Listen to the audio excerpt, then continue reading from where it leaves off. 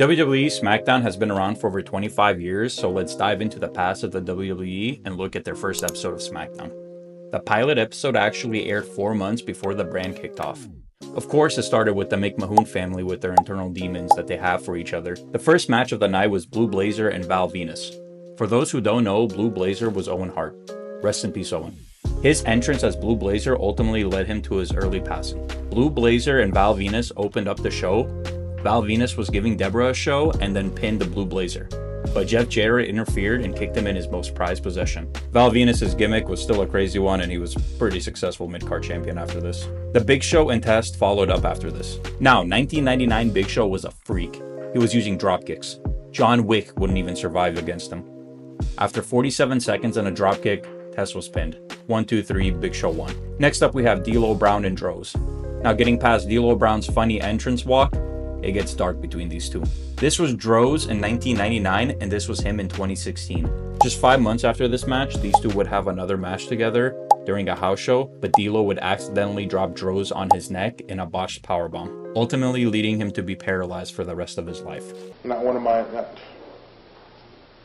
not one of my brighter days, probably the worst day of my life. I'm talking in terms of wrestling in real life. People ask me all the time, does that affect me? Hell yeah. If it didn't, I wouldn't be human.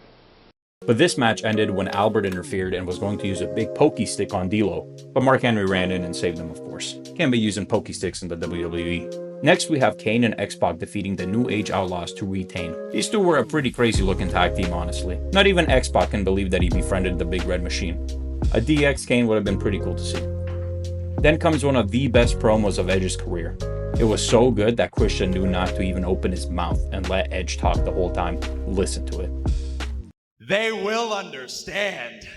Understanding is just a matter of time. The power lies within us, and it's up to us to find it. We are who we are, the unholy trio, and we will become what we will become.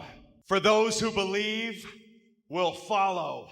For those that don't, will merely exist. So, Doc, I suggest that you beware. Take care, because the freaks come out at night. Ken Shamrock defeats JBL in a no holds barred street fight. Say that fast 3 times. These two look like they belong in a street fight, except this match wasn't really a street fight at all. It was just Ken Shamrock being a lunatic that he is. He just threw JBL into a sleeper hold and shortly after ended the match there. Mankind has a 1-minute match with the Big Boss Man. This is the breakdown. Mankind claw to mouth. Big Show interferes and throws Big Boss Man back in. Mankind DDT and pins. The end. Now we have the main event for the evening. Stone Cold Steve Austin and The Rock team up to take on Taker and Triple H. Hard to believe we had these 4 legends in the ring at the same time and this was just another normal night. Stone Cold and The Rock were enemies, but they had to team up against these two and put their differences to the side. The match would end up as a full brawl and Stone Cold stunning Taker and Shane McMahon and pouring his drink out over Vince standing tall.